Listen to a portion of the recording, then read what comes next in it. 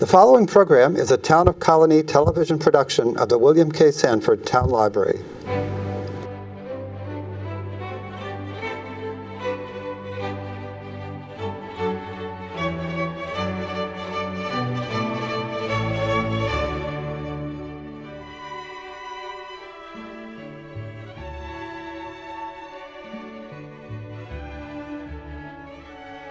We were just talking about why this interest in the book again, because it came out in 2009, and I've been moving on to other things since then. And so apparently the Ken Burns film, Prohibition, I didn't realize that it's being reshown. I saw it the first time. Very good, really interesting film. The whole, fiction and nonfiction, I draw on Albany history. Hi, Angie. One of my sisters in crime over there. There's an organization called Sisters in Crime. We're not for mystery writers and readers. So anyway, the fiction and nonfiction aspect of this, I teach crime history and I do research on crime history, and I also draw on history in my mystery writing. So I have to remember what is true and what is not as I go along, because I sometimes. But with Albany history, I try to always stick to the truth about it and then expand on other things.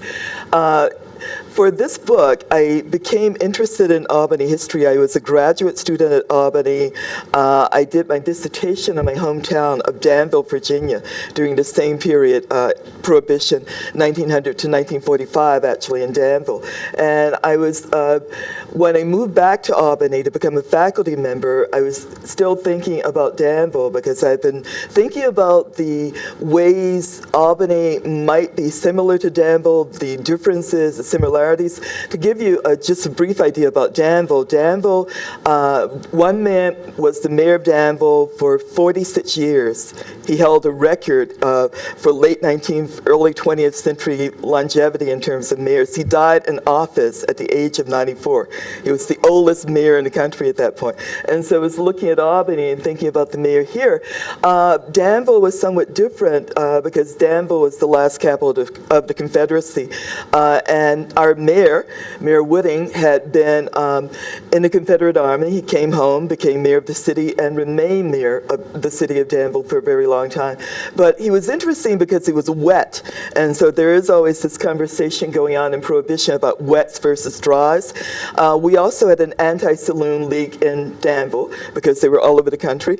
And there's one, of course, in New York State later on. But the whole issue of politics and prohibition, and so I wanted to look at that. But with both Danville and Albany, I wanted to look at those cities in the larger setting of what was going on in the early 20th century. There were so many social and cultural changes happening. And so when I started to write the book, there is always a question about how you began a book after you do all the research. Alice and I had a chance to write this. I invited Alice to join me because with the local history books, photographs are really important. Alice, if you don't know it, is a really good photographer. She's taken courses and she's like, a professional photographer. And so I needed her help in terms of finding the photographs, but also because of her background here in Albany. She could double check me as I was thinking through Albany and Albany politics. So the book actually has a lot of photographs. I have a few here.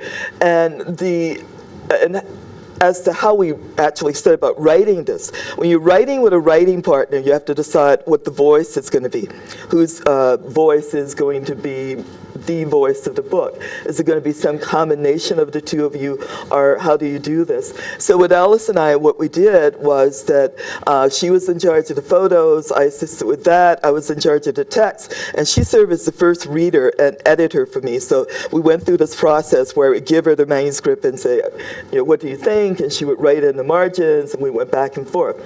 As to how to begin this, because I do crime history, I'm also a fiction writer, and I know as a crime historian that telling stories is always important. I wanted to start with setting the scene. So we actually began with 1919. And if this works, so the very first, this is actually from Schenectady. I don't know the exact date, but it's late 19th century, early 20th. And we began with something more like this.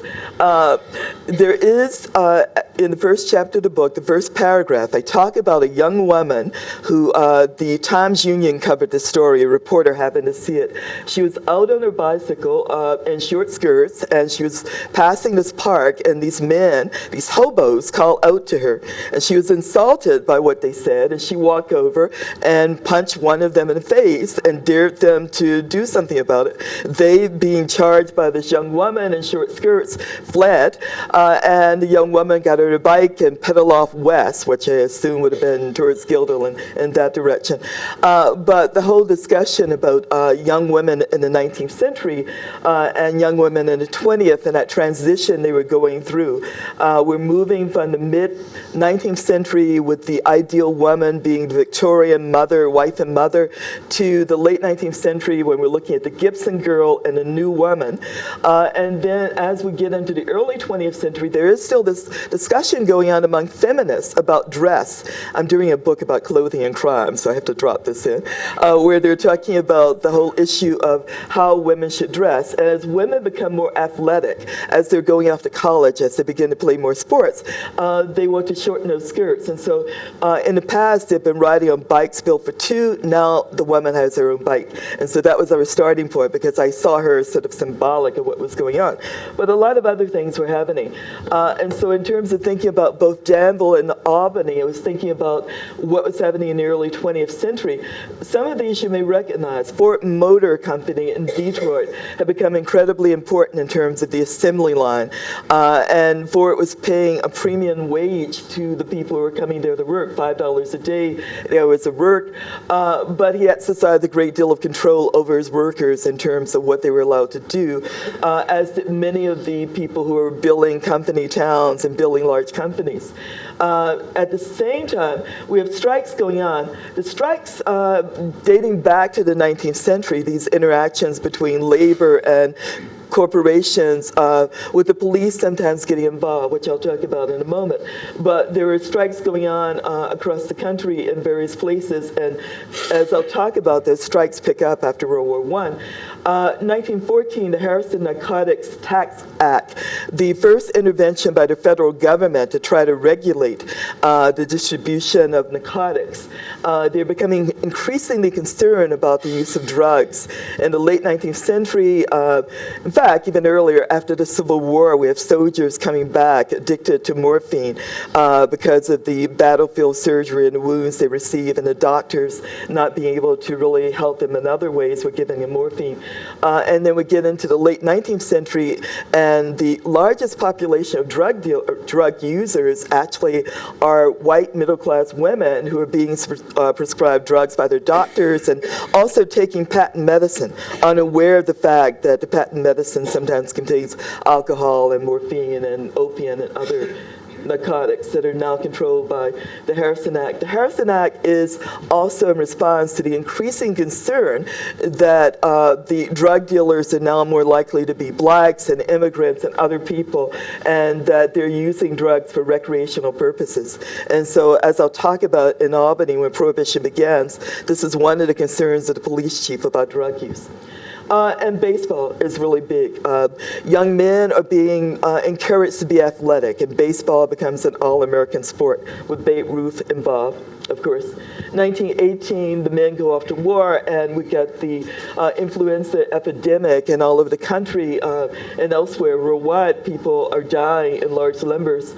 And that is really having an impact on how people are thinking about death and war and all of the other things related to it.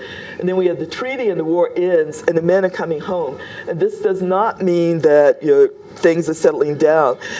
When the factories were active, the unions were getting raises, they were getting full-time employment. Now we're going into a post-World War depression where the unions are finding that their wages are being cut, and this is going to play into what happens in Albany in a moment.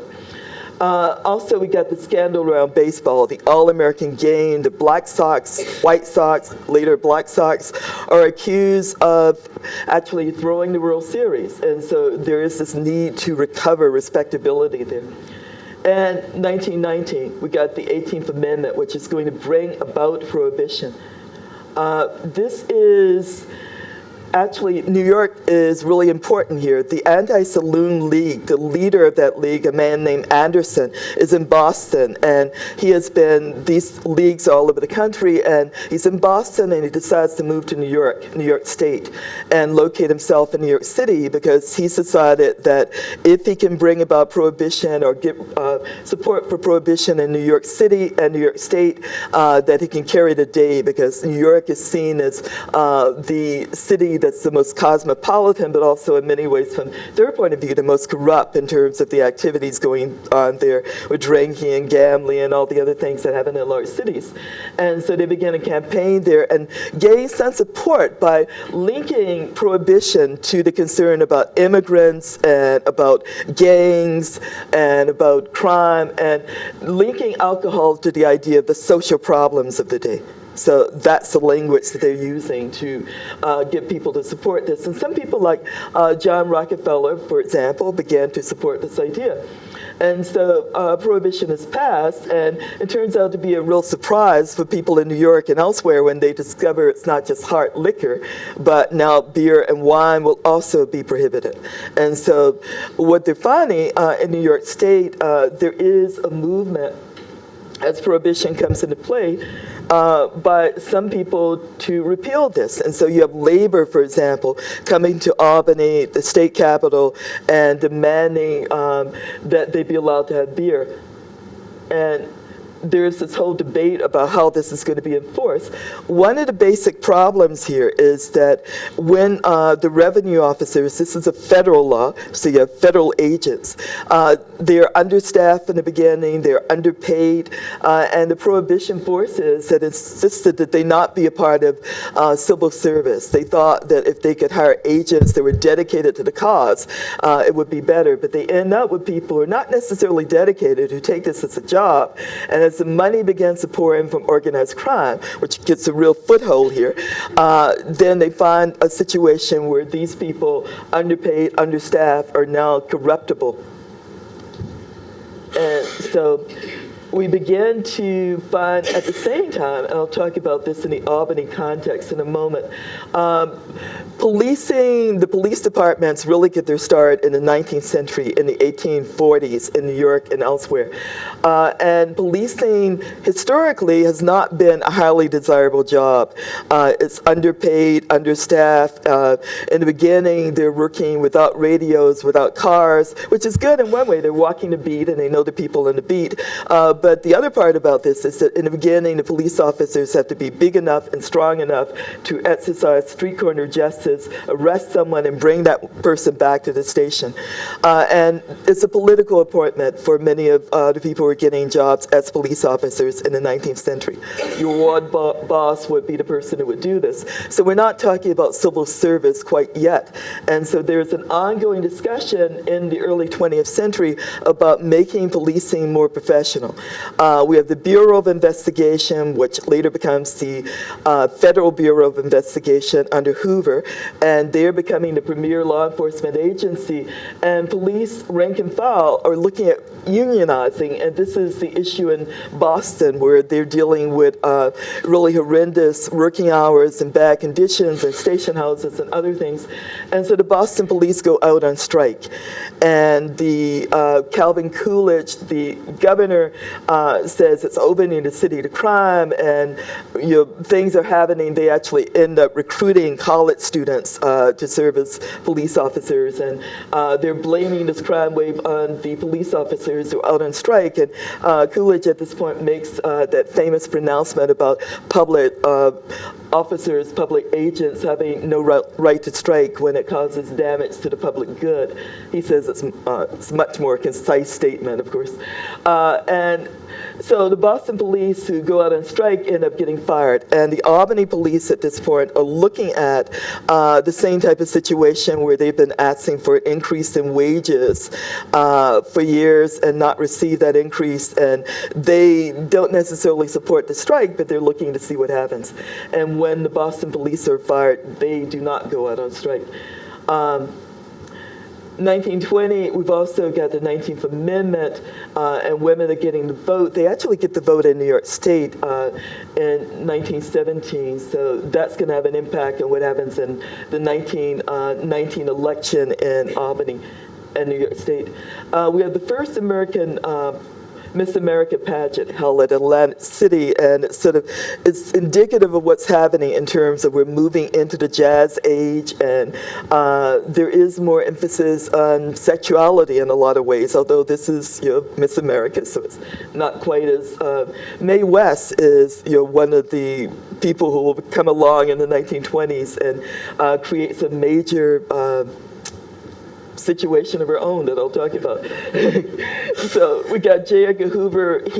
Hoover, when he comes along, is ambitious for the agency, and he begins to look for ways to use the media to push out the message that the FBI is the premier law enforcement agency in the country. They're going to begin to get into the use of technology, more technology. They become the place where local and state law enforcement agencies are sending fingerprints. The FBI is billing those files and those want ads and all the things that we're familiar with. So that's going to be important. The other thing that's happening, this is downtown Albany, the downtowns began to become more important in the 19th century. Department stores are appearing in the late 19th century. You also know that there's a movie theater. I don't know if you can see it where you're sitting. I have a better example of that, but you can see some of the stores downtown. Here, this is the Albany Public Market. The technology is improving. People now have radios, and these folks are actually listening to the World Series at the Public Market. You notice all the cars. I'm coming back to those cars in a moment because those are going to be really important. But we also have the movie theaters. The movie theaters are going to be important as Prohibition goes on because, on one hand, there's increasing concern about sex and violence in the movies. I mentioned Mae West. She becomes symbolic of sex in the movies. But violence, the symbol of violence in the movies is organized crime.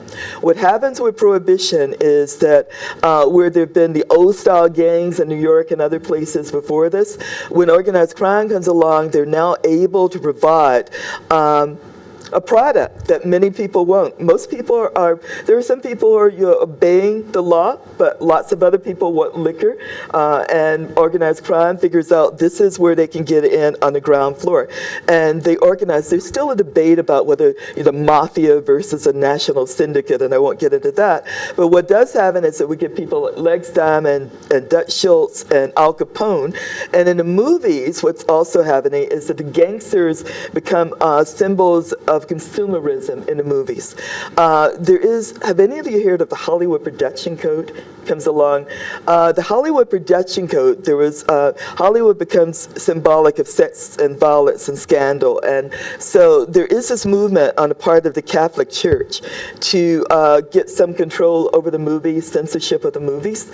And what's happening is at the local level, if you're a movie maker and you go to Chicago, there's a committee that's going to be reviewing your movies. If you go to New York or Boston, ban in Boston, there's another commission that would be, or committee that would be looking at and reviewing your movies.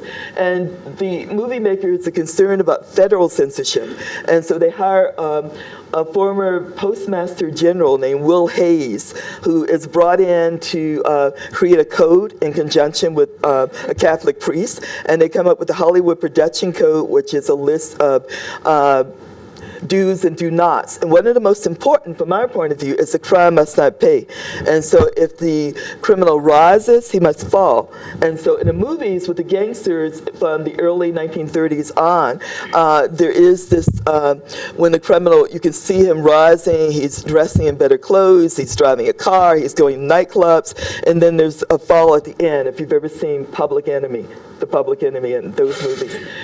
So in the movie theaters in Albany and other places, at the same time that the gangsters, Legs Diamond circling around Albany and in the region, that Schultz down in New York and Al Capone out in Chicago, we're also seeing the movies where these gangsters are being portrayed.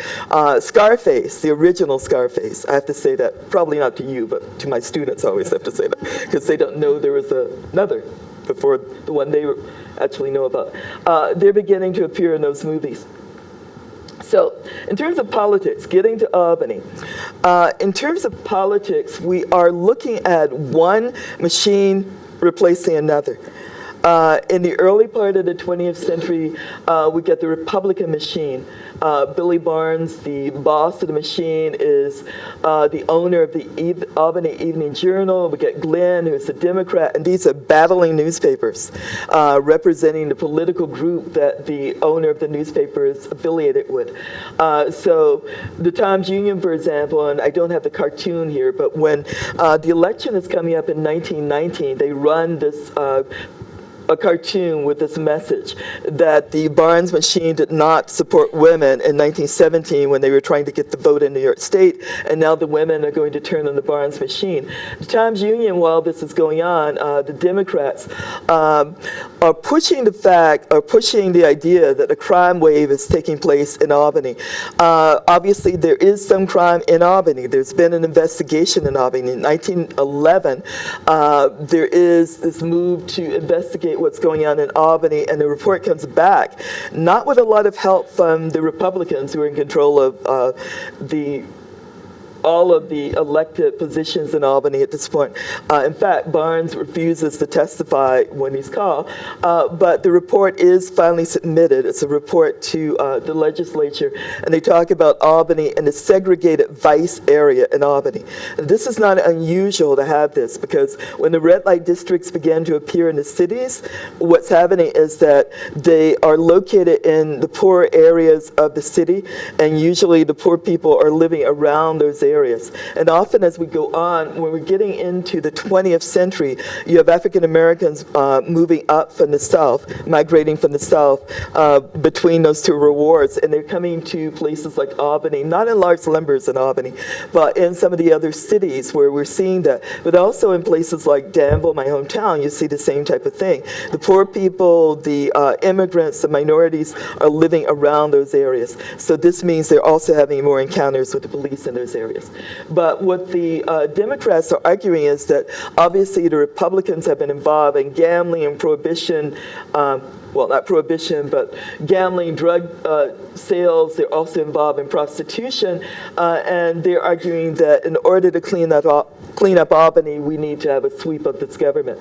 And so as the election is coming up, they're battling for the hearts and minds of the people of Albany and reporting about what's going on. And you get one take if you read the Times-Union, where they're talking about people not being safe walking the street in the dark, and a young nurse being harassed by these men who tried to rob her. She was going home, and invasions of young women's rooms by men. And you read the other paper, and they're saying, well, yes, we know there's a problem, but we're dealing with it, and the chief of police has been doing cleanups, and so it's a continuing saga here.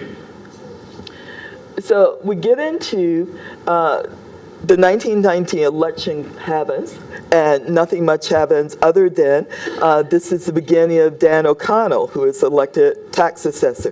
1921, we're going to have this changeover to the Democratic machine. But in the meantime, in terms of policing, one of the responses to this concern about crime, not necessarily in the city, but in rural areas, is that we get the creation of the New York State Police. The bill passes by only one vote, you will notice. There's a lot of concern about this bill because it's going to be the second state police agency. Pennsylvania has an agency, and there's been some concern about the Pennsylvania agency.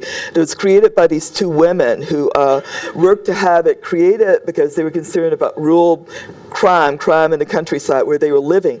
The Pennsylvania state police end up being used, as you see, in the coal mining country and other other places where they're involved in strike breaking, and they become known as the Black Cossacks, riding in on horseback. And so there's some concern in New York State about how the state police agencies are going to be used.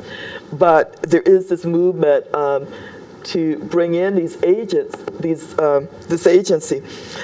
Chandler, the first commissioner of the state police, who is a physician and member of the National Guard. This is important in terms of how he thinks about this agency.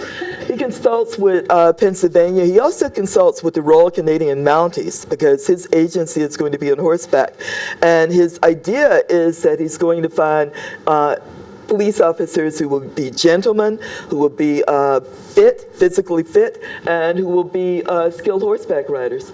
And he actually creates his own uniforms, the uniform that the state police still wear, the gray uniform with the purple stripe and the purple tie and the Stetson. And he sends them out on horseback. And they're riding in pairs in the countryside. And they become known as the Gray Riders as people see them going by. And so there's the beginning is a fairly benign mounted horse patrol. And then we get into 1919. There's some concern about a trolley strike in Albany. It doesn't happen, but in 1921, we get the strike involving Albany and Cohoes and Troy.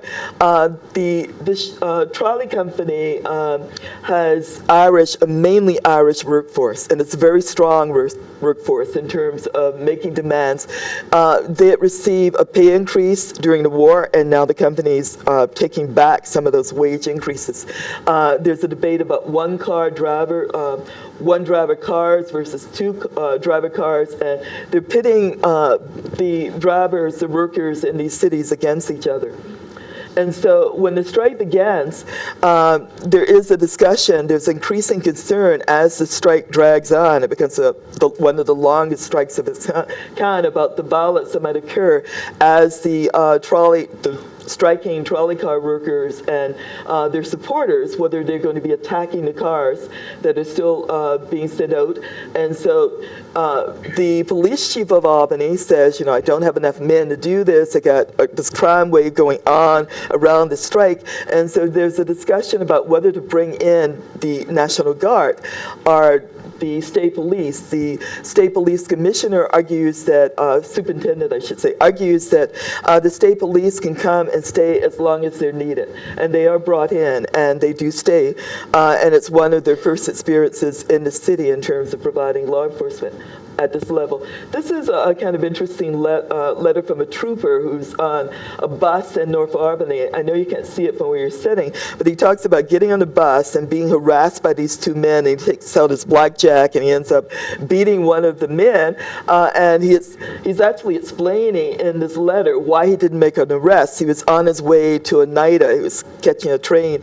But he explains he didn't make the arrest because he had been injured and he was in a weakened state and not able to make the arrest alone. That gives you some idea of what it was like to be a law enforcement officer before you could call on enforcement to arrive very quickly. So the strike goes on, and it finally ends with the defeat of the strikers. The company finally goes under, but the strikers lose in this. The troopers are now actively being used in Prohibition law enforcement. You can see they're stopping a car coming from Canada here. You notice the horse. You get the car and the horse. One of the things that's going to happen as time goes on, as Henry Ford is out there producing more and more cars that now working men can afford. That's the idea, that working men will be able to afford these cars. More and more people are buying cars. And the gangsters now have cars. The people are engaged in this running from Canada through Albany down to New York City. We're about midway between Canada and New York City, so they're passing through.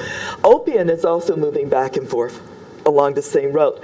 But the state police, obviously, there is in the beginning, after the Prohibition laws passed, is effort in New York State to make the law, to have some replication of that at the state level.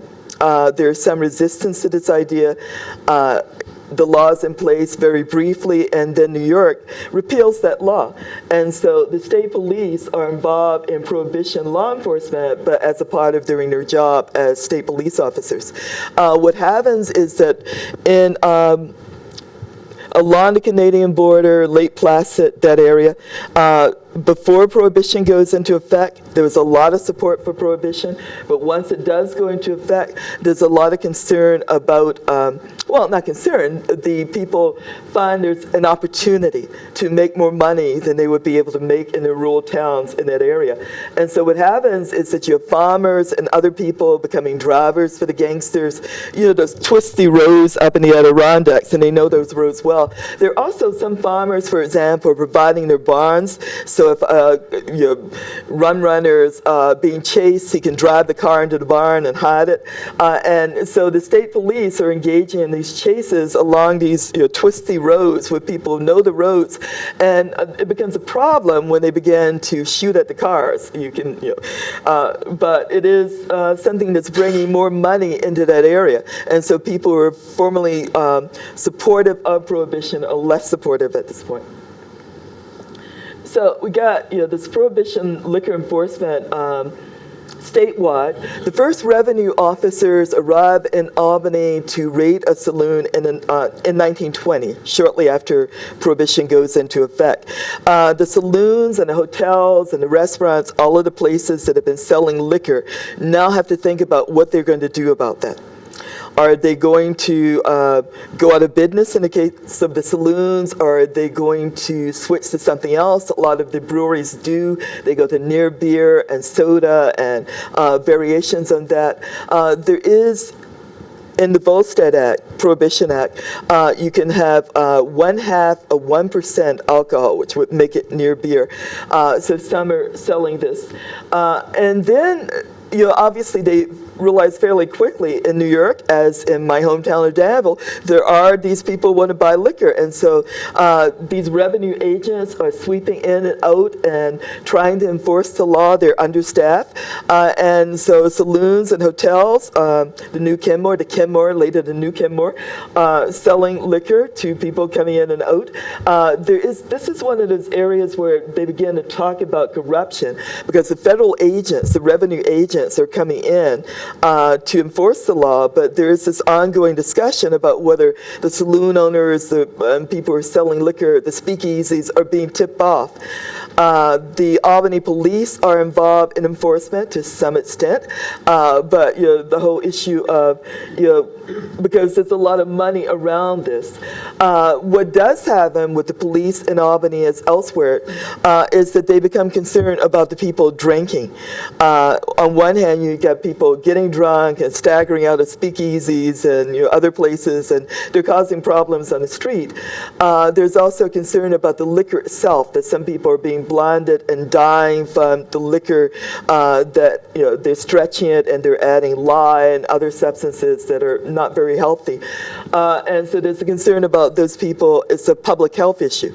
But the other part about this is that they're now able to fine people in larger numbers for public intoxication, and that's bringing more money in. And so this is one of the ways that the local police are involved.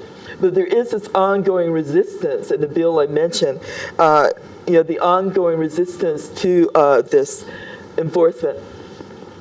So one of the things in terms of Albany and Prohibition, the fines, the drug rates, when Prohibition begins, Chief Hyatt, the police chief of Albany, says that his real concern is, obviously you're going to have some bootlegging, but he's also concerned that now more people are going to become drug addicts. Remember I mentioned the 1914 Narcotics Act, and they're concerned, on one hand, there's a group of people who are become drug addicts because they lack the willpower to resist drugs, and then it becomes a medical issue. They're addicted. And then there are people who use drugs for recreational purposes. And there's this real concern that now more people are going to be using drugs for recreational purposes. And so that effort to, at the same time that they're dealing with liquor, that they're also going to be dealing with trying to prevent more drugs from being used. And so you get people talking about that and talking about the gangsters who are in the area. There is this, how many people have read Bill Kennedy's books, Legs and Oh Albany, and so you have some sense of Legs Diamond in the area. What's happening is that, has anyone seen Billy Bathgate, the movie? A couple of people. It's actually, there's some scenes that are filmed at Saratoga. It's based on the doctoral book about Dutch Schultz in the area. The gangsters are sometimes coming upstate. Legs Diamond is associated with Greene County, has a summer place there. Legs Diamond is Jack Legs Diamond, Jack Legs Diamond, a very dapper gangster dancer. He is the clay pigeon of the gangster underworld because there have been so many attempts to kill him before he's finally killed in Albany. He also has an extensive police record. As I recall, he had been arrested like 28 times by 1930. He's well known to police. He has a partnership in a nightclub in New York City, and he's a very colorful figure. Not as big as Al Capone. One of Dutch Schultz's associates. At various times they're on the outs with each other, but he is one of the concerns and about this in terms of Albany is whether organized crime is going to be allowed to come in, and so there's some warning away of people like Legs Diamond. Legs ends up in Albany because he is a suspect. He's accused of having his men and he of having tried to hijack a truck. Father and his teenage son driving a truck that they said contained apple cider when they were stopped. And the father and son claim at first that they were beaten, and then later they recanted, at least the son. But Legs is on trial in federal court. He's recovering from wounds because there was another assassination attempt, and so he was rushed to the Albany hospital at one point. He's still weak from his wounds from that last attempt, and he is in the area with his wife and his mistress, and he is, you can see here with the state police. Legs Diamond meets its end just after being acquitted. He's on trial in Troy, and he's staying in Albany, and he's acquitted that night of one of the charges against him. He's still in the area waiting. He spends some time at the New Kenmore Hotel until they kick him out, claiming they didn't really know he was a gangster. He spends some time out on Western Avenue with some people he knows out there. At the point when he's killed, he's living in a rooming house. And Dove Street, that you may know, 67 Dove Street is the address. And he goes out to celebrate with his wife at a speakeasy, and then he goes to visit his mistress, who is at an apartment on Timbrook Avenue, and then he goes back to the rooming house where he thinks no one knows he's there. According to ear witnesses, during the night, these two men come in and they end up shooting him several times, and the last time is in the head because they want to make sure he's dead this time because he's so, survived so many attacks. And so we get the newspaper coverage of the detectives and the search for the killers, the maps that appear in the newspaper, and you see all of this, the diagram, and the house itself up there, and they show the escape route. And there's a lot of discussion, and of course the original thought about this was that he might have been killed by gangsters, his rival gangsters who were in the area. But later, as time goes on, as you probably know, there was some discussion about whether he might have been killed by someone associated with the Albany Police Department, a lieutenant who later became a police chief. In fact, Bill Kennedy, when he's interviewing Dan O'Connell, this came up. And so, but it's still an unsolved crime. So we don't really know who killed Legs, but he did die in Albany. They couldn't kill him anyplace else, but they got him in Albany. Albany is not lucky for a lot of people. There are other stories about Houdini came to Albany, and it was not good. He didn't die here, but it was sort of the beginning of what led to his death. Then we have, I'm going to talk about the fairly common variety crimes in Albany, but these are two of the more famous. John O'Connell Jr., Dan O'Connell's nephew is kidnapped from his home on Putnam Street after coming back from a date with his fiancée. And he is, this is about 15 months after the Lindbergh kidnapping. Do you know that one? Charles Lindbergh's infant son, toddler, is kidnapped and later turns up dead, buried not too far from the house after Lindbergh has gone through this long process of finding a liaison and trying to contact the kidnappers and pay the ransom. So when the O'Connell kidnapping happens, the governor becomes involved and very upset because the O'Connells refuse to cooperate. What happens after the Lindbergh kidnapping, with the Lindbergh kidnapping, excuse me for a moment, with the Lindbergh kidnapping, the FBI is not able to become involved. They have to depend on the New Jersey State Police. Not to say that the New Jersey State Police did a poor job, but that they didn't have the capacities that the agency would have had. And so in the aftermath of the Lindbergh kidnapping, the FBI is given the authority to become involved because of the assumption that kidnappers might very well cross state lines. When O'Connell Jr. is kidnapped, there are newspapers talking about he might have been taken to Canada, sightings. When the Lindbergh baby is kidnapped, there are articles talking about maybe they headed up to Albany, so this idea that people might be crossing state lines. Actually, he's being held, depending on what story you're reading, but the official story is that he was held in an apartment in New Jersey while the O'Connors were negotiating, and they, like Lindbergh, found a liaison, and they placed coded messages. I don't remember if I actually have an example of that. Oh, this is the house he was kidnapped by. Nope. They placed coded messages in the newspaper communicating with the kidnappers, and they first offered $20,000. They later go up to $40,000. They do pay the ransom. And the person who serves as the liaison for them is actually later arrested and charged with being involved in the kidnapping. And this goes on. O'Connell Jr. comes back and he gets married, and this is still going on. And years later, several years later, they have finally brought all these people in and tried them. And the statement is that this was a kidnapping carried out by the largest kidnapping ring in the state.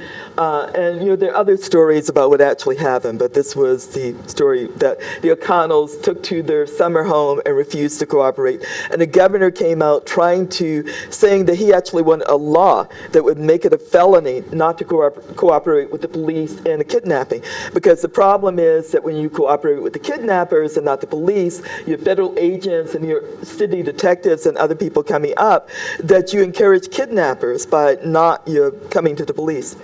But the O'Connells chose not to, and they did get him back again. Do you know the double indemnity murder case? Do you know the movie? Yeah, okay. This is the case that inspired the movie.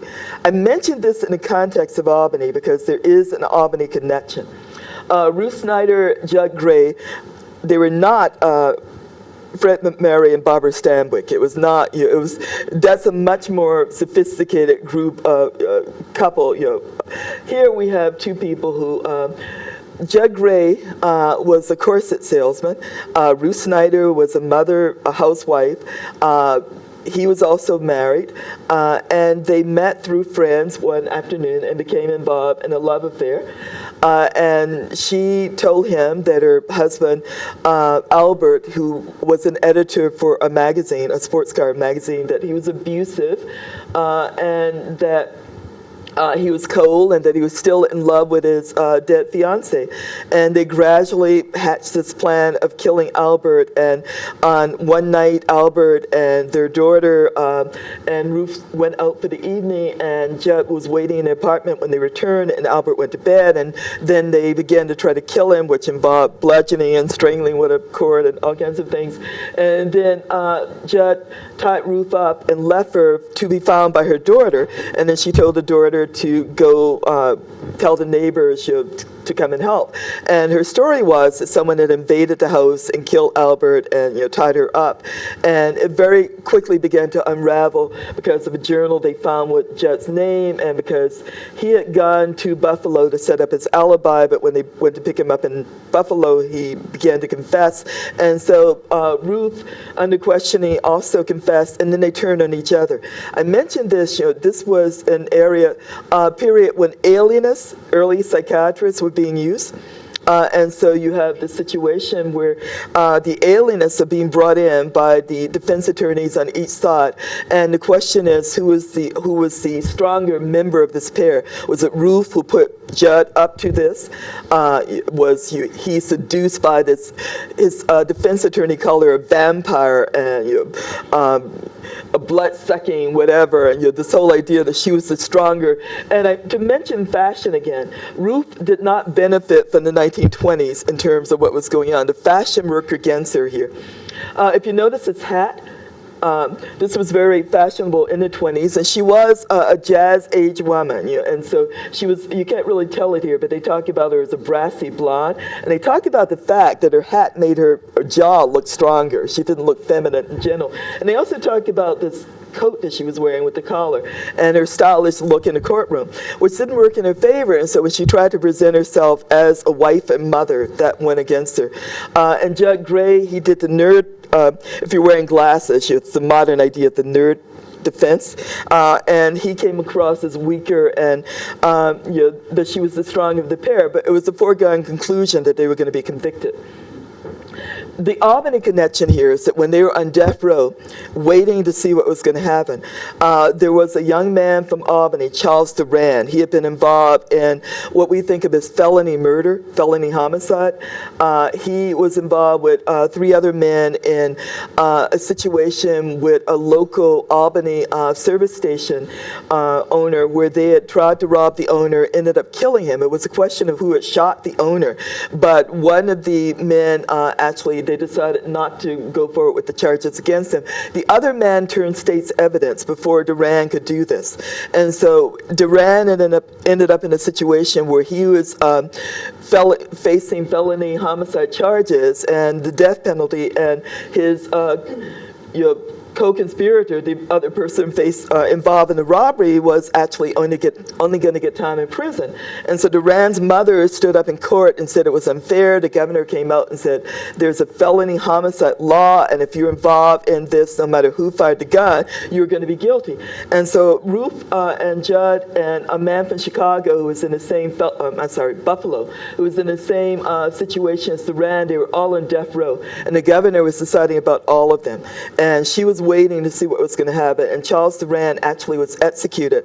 And years later, the Wickersham Commission came out and said, when they were investigating our lawless police after Prohibition had failed, they were looking at the third degree and use of the third degree to get confessions, and they cited the Charles Duran case because there was a story that his defense attorney had told as a part of the appeal that the assistant chief in Albany had taken Charles Duran out to Guilderland and put on a boxing glove, and that was the way it got in Charles Duran to talk. But Charles Duran, of course, was dead at this point, so it was irrelevant for him. The Albany gambling ring that it started under the Republicans continued under the Democrats, and the O'Connells were involved. It began to spread from the printing house where it started to New York and New England, and by the time we get into late 1920s, it's a major syndicate, and the federal government's looking at it.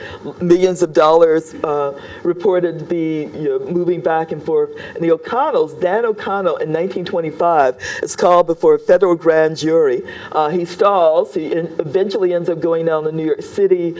He disappears for a while. There's this concern he's in Cuba. He comes back and he makes a plea deal, a compromise agreement where he gets 90 days in federal prison. But nothing much happens in terms of the gambling ring in Albany. There's this continuing concern about the ring. There are these cleanups, the crackdowns, and the Republicans say that the Albany gambling ring ring is being allowed to exist while Saratoga is facing a crackdown. So Saratoga, when there's a Democratic governor, they always say that Albany is getting away with having gambling, and Saratoga faces all these crackdowns, and so there's this back and forth about this. But there are roundups and cleanups, as in other cities, and it continues in these areas to go on into the 1920s and 30s alongside Prohibition. So before I get to my conclusions, I want to just mention one thing about the car. I want to go back to the issue of the car, because it's really important in terms of keeping in mind what's happening here in terms of regular people. With the car and the organized crime and other things that was going on, the car was important as a vehicle for police officers and gamblers. So when you look at the report from the police chief from the 1920s, he's reporting to the Common Council every year, and he talks about getting cars and getting more guns. So the war comes along and he's getting Tommy guns, he's getting more cars, he's able to do night patrol, and so it's changing the way people are policing here in Albany and elsewhere. But the other thing in terms of regular citizens, if you think about it, we got the cars and we got a whole bunch of people who are getting cars and don't know how to drive. This is a problem. 1924, we get this commissioner who's trying to figure out what to do about this at the state level. And what they're looking at, we don't have traffic lights where people don't know how to drive. The laws are not really in place to deal with people and cars.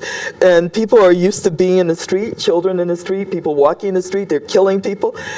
So in terms of what we talk about as a civilizing process, this is a term we use in criminal justice. A historian came up with it. But in Chicago, for example, and in Albany, you find these cities trying to figure out what to charge these people with when they're killing people. They have to come up with the law, the vehicular homicide. What does this mean when you kill someone with a car? It's an accident, but you kill that person. And so we find that being played out. But the other thing that's happening with the cars is that this is going to have an impact on the city itself. As people are able to move out of the city, we get the good roads movement going on. And so in the South, they're using chain gangs to improve the road. Elsewhere, they're just using manpower where they can find it, but we're getting better roads because people have cars and they want to drive. And as people are driving and transportation is improving, the people who can afford to move out of the city are now moving out into the suburbs. We also have some people, there's a group of African Americans who come out from the South, and they're religious and they're living around that red light district, and they end up moving out to Rat Road, which is countryside when they move out there. But this movement of people begins during that period as the cars are coming along. And the cars are going to change everything from organized crime and policing to dating, how people, they're now riding out in cars together. So this is a major impact and something we neglect in talking about. But I'm about out of time if I'm going to have questions. So anyway, I look at Albany, we look at Albany in the context of Prohibition. We look at it in the context of this political machine which existed in a lot of places. Albany was not unique. The longevity was unique in some cases, but not the machine necessarily. There's some unanswered questions about African Americans. We don't have that much in terms of the records. They're probably there down at City Hall, but there's the problem of going in and looking through all that to get to that. So I'm going to stop and let you pose any questions you might have. I know I went through that quickly, but I was trying to get everything in the time I had available. Thank you so much. You were great. Thanks.